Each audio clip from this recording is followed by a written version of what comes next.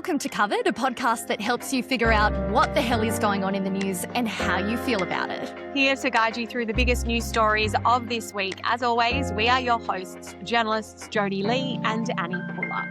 On this week's episode, we dive into the controversy engulfing the Carlton Football Club and the conversation it sparked about men's mental health. Comedian Rebel Wilson is back in Australia, this time to front a federal court judge. We break down the details of her defamation lawsuit. Yes, we're also diving into the world of negative gearing and the capital gains tax and what changes could be coming in the May federal budget. But first, let's look at our honourable mentions this week. These are the stories that are worth getting across but perhaps didn't warrant a deep dive. And the very first one is a story we brought you a couple of weeks ago. Victoria Cross recipient Ben Roberts-Smith has broken his silence after he was arrested on war crime of murder. He's fronted the cameras, called a press conference and basically vowed to fight back and clear his name. He says this has been a decade-long campaign against him and he's looking forward to writing the record. There's also calls for schools to teach the Bondi Massacre to students in primary and high school. Federal Education Minister Jason Clare said the Anti-Semitism Education Task Force is currently reviewing the curriculum and how it can be included in lessons on anti-Semitism and social cohesion. And the big supermarkets are again in the headlines for all the wrong reasons. Woolies is under fire for allegedly offering customers fake discounts. The ACCC alleges that the supermarket raised the prices of at least 266 products before slapping a prices dropped label on them, meaning that the alleged or so-called discount was actually higher than the original price. But let's move into our top story for today. To preface this is an AFL story on the surface, but it's also a story about safe workplaces and what we ask of young men in Australia who are in the public eye. And more than anything, it's a story about men's mental health. Yeah, so for those who aren't familiar, Elijah Hollands is 23 years old. He plays for Carlton. Last year, he actually took personal leave, not once, but twice. And when he came back, he was really transparent and honest about why. He'd been battling with his mental health. He was quite open about the issues he had with alcohol and substance abuse. Carlton essentially, on the back of that, delisted him at the end of the season with a year still left on his contract. And he fought his way back through pre-season. He basically earned his spot back on the list and had played every single game this year. And then Carlton played Collingwood last week and things really started to unravel. It started on social media. Punters who were at the MCG, there were 85,000 of them in the stand, started posting videos of Elijah Hollands to social media. At first, there was one video that showed him missing a set shot before the first bounce, but throughout the game, he looked distracted. He was kind of disengaged, and at times he was seen to be drifting off from play. The clip spread really quickly on social media, not because people were piling on, but I guess everybody collectively was asking the same question, which was, what is going on here? And how is this bloke on the field, let alone playing for 3/4 of a game? Yeah, he's pretty shattered with his game, to be honest with you. So I spoke to him after the game, and he was really disappointed with how he started the game. Really upset. Sort of feels like he's let me down. So I had a good chat with him. So he was pretty emotional after the game. Didn't play a great game, and he struggled to get his way into it, and feels obviously clearly really disappointed with his performance. And yeah, that is really hard to listen to now knowing how this story has transpired. That there was Carlton coach Michael Voss, also a Brisbane Lions great, who gave those comments about Holland's game in the post-match press conference. But this story, it very quickly became clear that it was far more than an off game, far more than a player who had seemingly disappointed his teammates. The following day, Carlton actually acknowledged it was a mental health episode. The club CEO Graham Wright then came out in a subsequent press conference saying that he could only rule out alcohol or substances, and I say in inverted commas, at this stage. 4 days later, Hollands was then admitted into hospital, and now we're sort of at the precipice of this story where WorkSafe Victoria is assessing whether the club breached its obligations under occupational health and safety laws. I mean, yeah, it's like a 5-day arc that just got progressively worse and evolved day on day.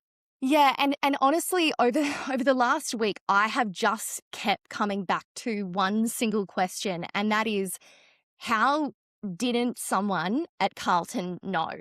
I mean, you do not miss what was visible to people sitting in the nosebleed section. Fans were literally sitting hundreds of meters away in elevated stands, filming his erratic and somewhat distressed behavior on their phones and uploading it to social media in real time. I just, if strangers could see this in the crowd, how couldn't the staff on the very field? We're talking about a pretty big team of staff. There's line coaches, there's midfield coaches.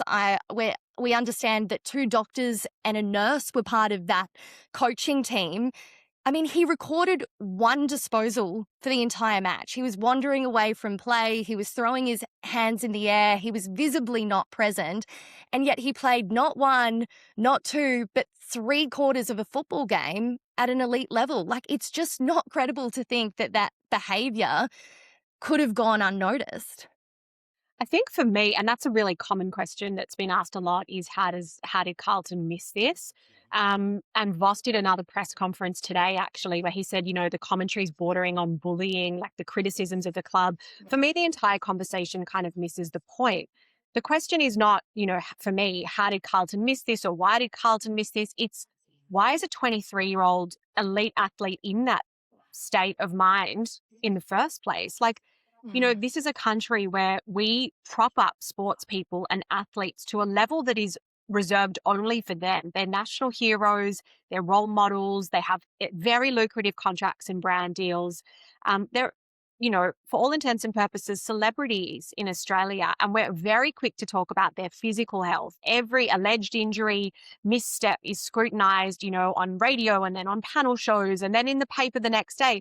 Why is no one asking the simple question, are you okay? Like, any failure of the club to have noticed that he was having, struggling with his mental health, for me, is just reflective of a broader national failure in this country of us, you know, failing to ask a simple question of the people we allege to admire and respect so much. I mean, you would have to have thought that someone in that team did ask that question, because it's worth noting that his brother is on that very same team. And there were teammates towards the end of that match when they do those post-game interviews that you could see on their face that they were aware something was wrong. Whether they flagged that with the coaching staff or whether they didn't, it's still unclear. But what is clear is that someone made a call to keep him on that oval. And I just personally feel like Elijah Hollands has really been let down by this football club that was supposed to be wrapping their arms around him. And historically, when you look at it from a broader sense and when you look at the league, it seems like when players seem to tell us that they're not okay, we just love to move on to the next story and completely forget about it. You're bang on. It is a pattern that's emerging that I think as a country, not only as Carlton supporters, but collectively as fans, as administrators, as players, we need to stop and take note of. There's a charity by the name of the Man Cave that really eloquently summed up what could only be called a crisis.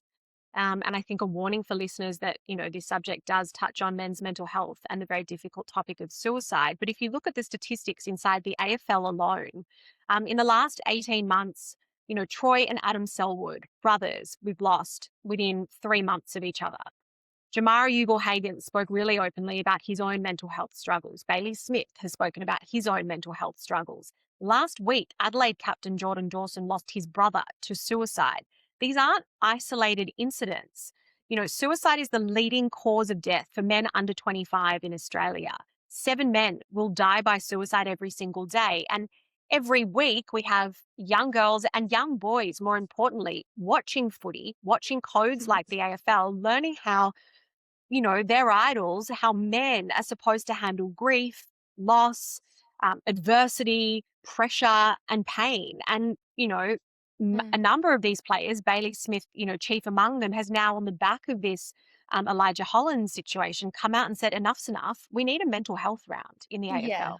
Well, it's never been a more pressing time. And I just think when we put these athletes on a pedestal and we idolize them and we make them our heroes, we have to look after them when they tell us that they're not okay. It's worth pointing out that Elijah Hollands' birthday is actually this weekend. He turns 24 on Saturday. Right now, he's sitting in a hospital. And I just have to say, I think we're both thinking of him. If this reaches his family, his friends, his community, we want everyone to know that we're all behind him and nothing is more important than his well-being. It's worth noting that his dad did put out a statement on social media this week and said that they're obviously standing behind him, supporting him, and will be with him every step of the way.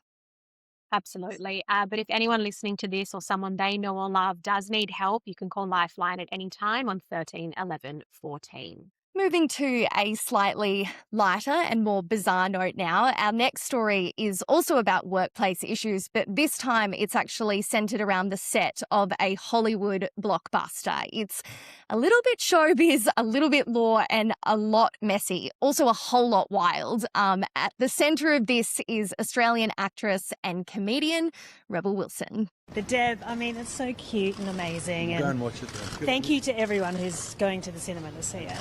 Yeah. Thanks. Morning, everybody. Morning. Morning, everybody. So Thank you for coming. I'm so happy to see you all.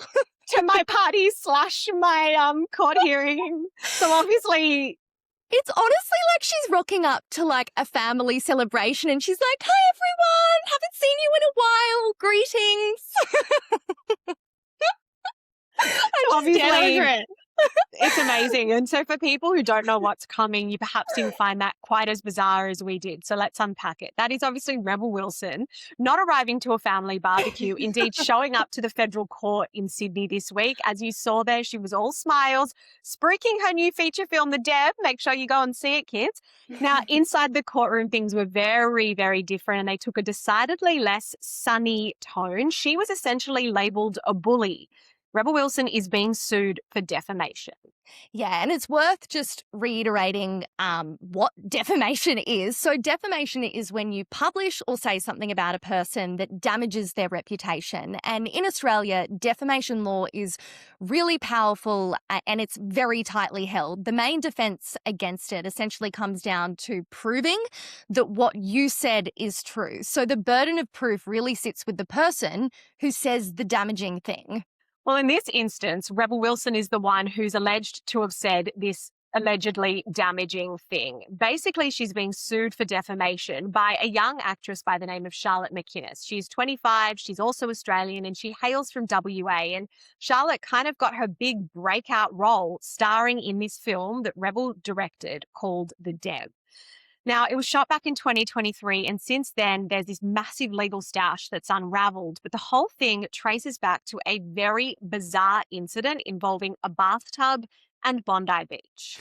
A bathtub in Bondi Beach, it sounds like a story that I want to know more about. I would say bizarre is an understatement. This whole thing is absolutely mystifying. So during filming back in September 2023, the producer, who's called Amanda Ghost, claims that she had an allergic reaction to cold water after a swim at Bondi. It's actually a real condition. I'm not even going to try and attempt the name of what it's called because I literally don't know how to say it. But Charlotte helped her back to the penthouse where they ended up staying together. And that's where they ran a bath and decided to both warm up. So both women somehow ended up in this bath. Worth pointing out that both were apparently wearing their swimmers, cups of chamomile tea were had. But Charlotte's lawyers have been very clear on this point that at no point in that bath were they touching.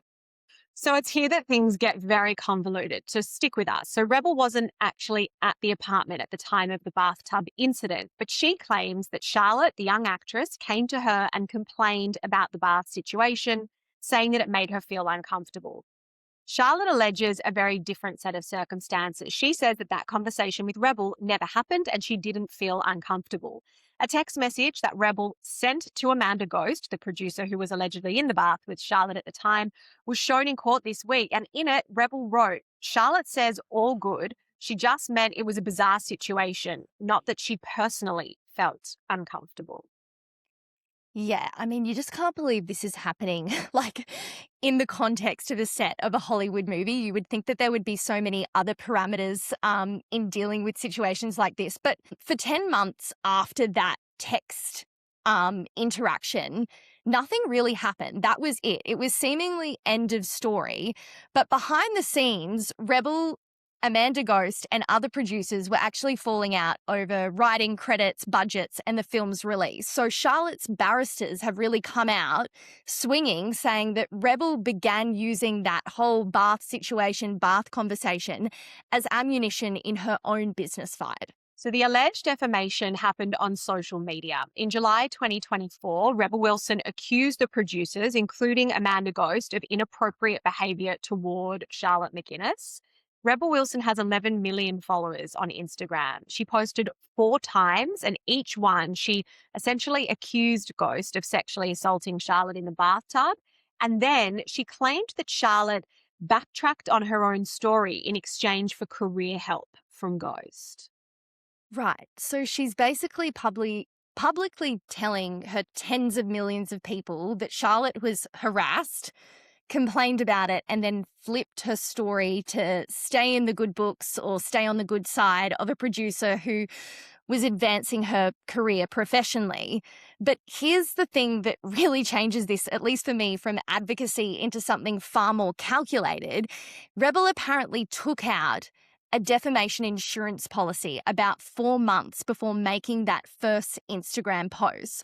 So Charlotte's barrister is basically framing this as, well, hey, she's done all of this so she can absolutely have a free-for-all and go ballistic online. Well, interestingly, Rebel obviously hasn't been afraid to talk on social media or with the media more generally. She actually sat down with Tara Brown from 60 Minutes on the set of The Deb. Let's have a listen.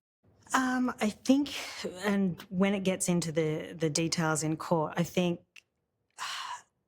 I don't think anyone in their right mind believes that a medical incident occurred and that Amanda Ghost needed the body warmth of an actress to save her life. It's just not credible. Yeah, I mean, listen, when it's said out loud like that, the bathing thing does sound very peculiar. But I have to be honest, this is where I kind of struggle with Rebel's position, because even if she genuinely believes Charlotte was uncomfortable at some point, she's now saying under oath, I was not harassed, I never made a complaint, please leave it here.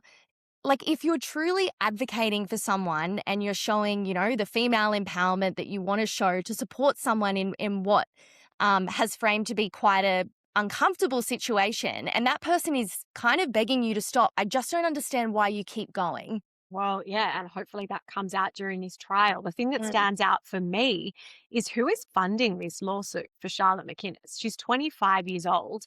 The details of some of her employment contracts have been aired in court. One of them was in the vicinity of I think it was $154,000, a record deal.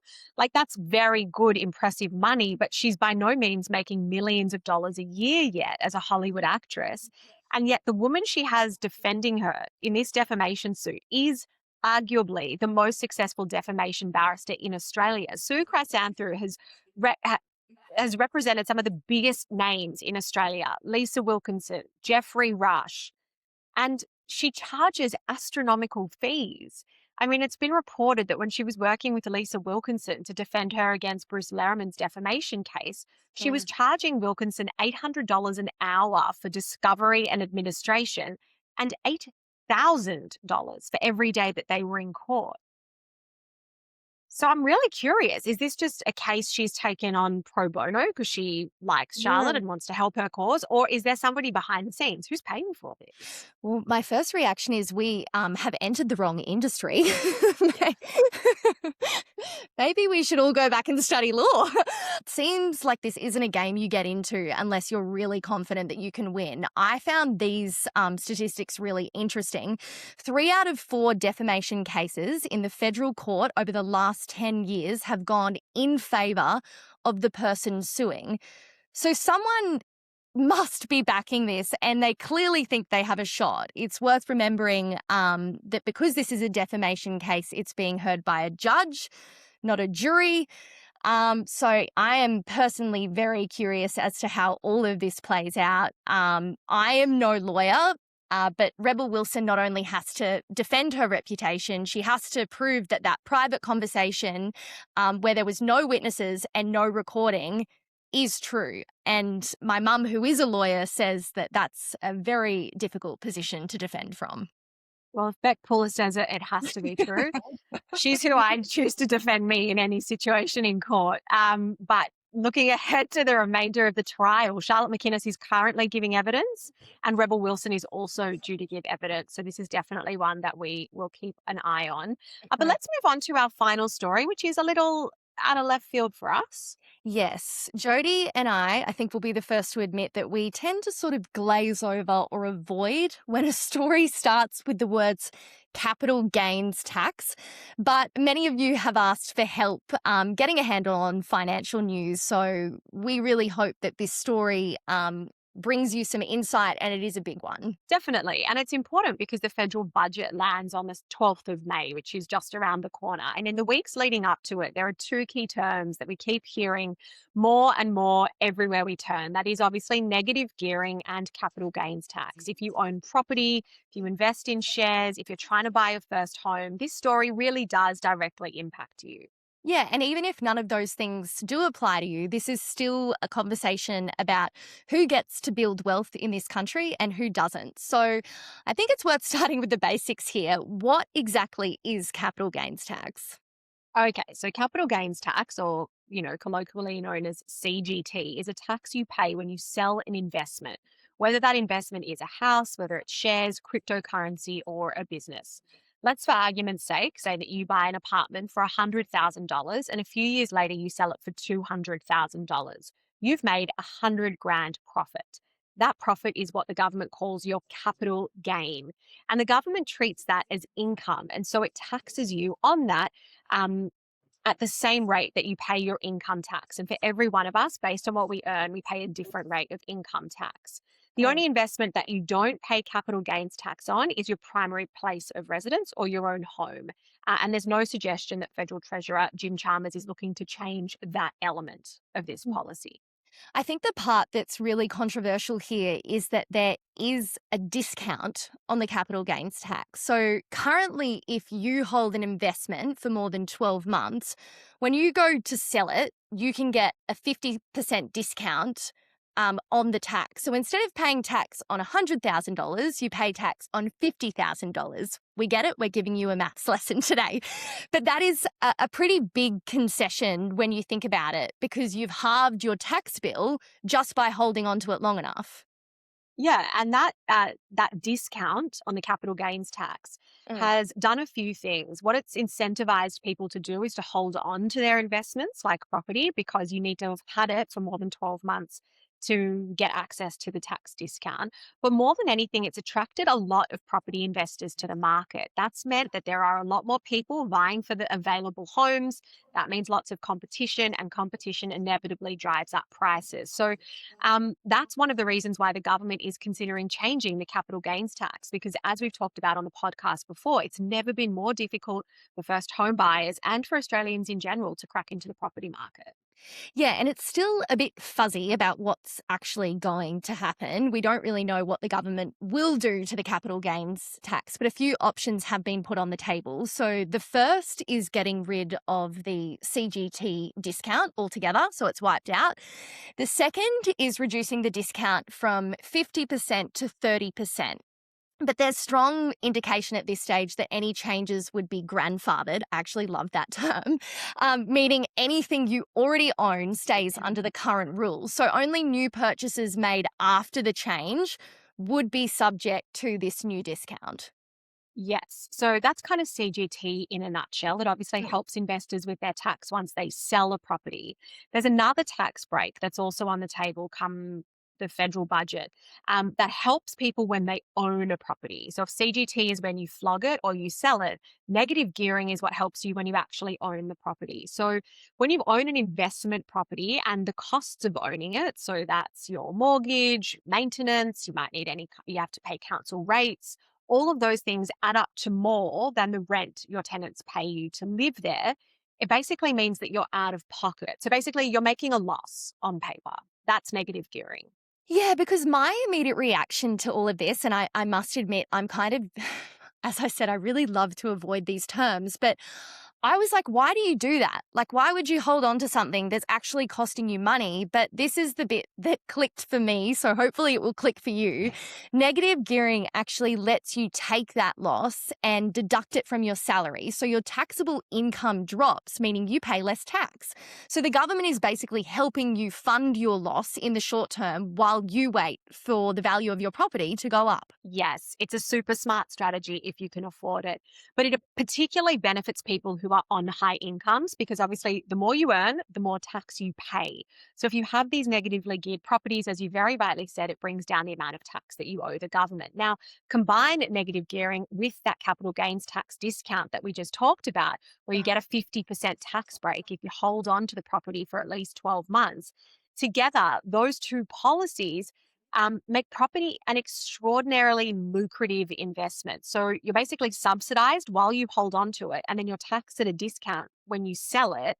So that's the kind of combination of two policies that go hand in hand that a lot of critics are now saying has turbocharged investor, I guess, interest in the property market and made it really difficult for homeowners or people looking for a primary place of residence to break in at all.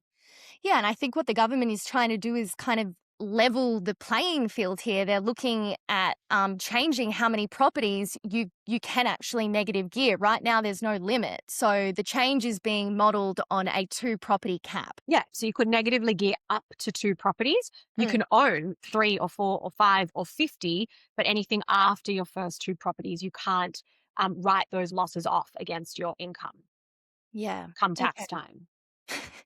If you're still with us, I just want to say well done.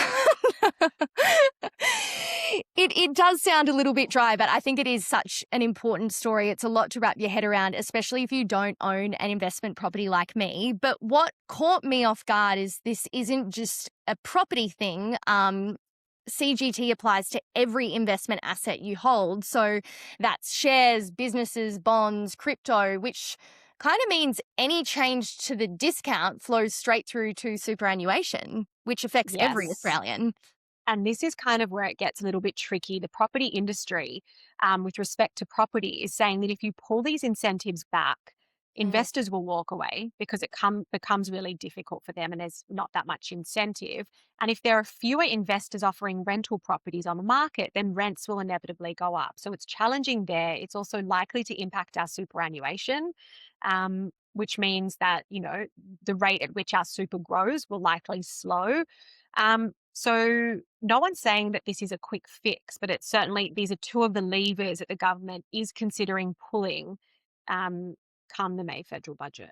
Yeah, and it's also probably worth pointing out who wins and loses here really depends on where you sit. The budget, as we mentioned, is May 12, just a few weeks away. Nothing has been legislated, but this one is one of those conversations that's been building for a really long time, and it feels like we're hitting this big inflection point and a shift could be coming.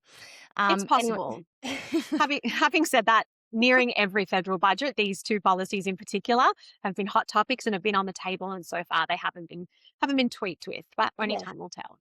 I was going to say, how many topics are spruiked ahead of a federal budget, and then it comes to budget hand down day and you don't see any change at all. But I have to say, I think I'm about done for the day with this financial literacy. We hope that you got something out of it and feel covered across the week's biggest news. And if you are enjoying listening to Covered, we would love to ask you 2 very small favours. Please follow us on Spotify and Apple Podcasts and make sure to rate us 5 stars. Thank you so much for listening. See you next week.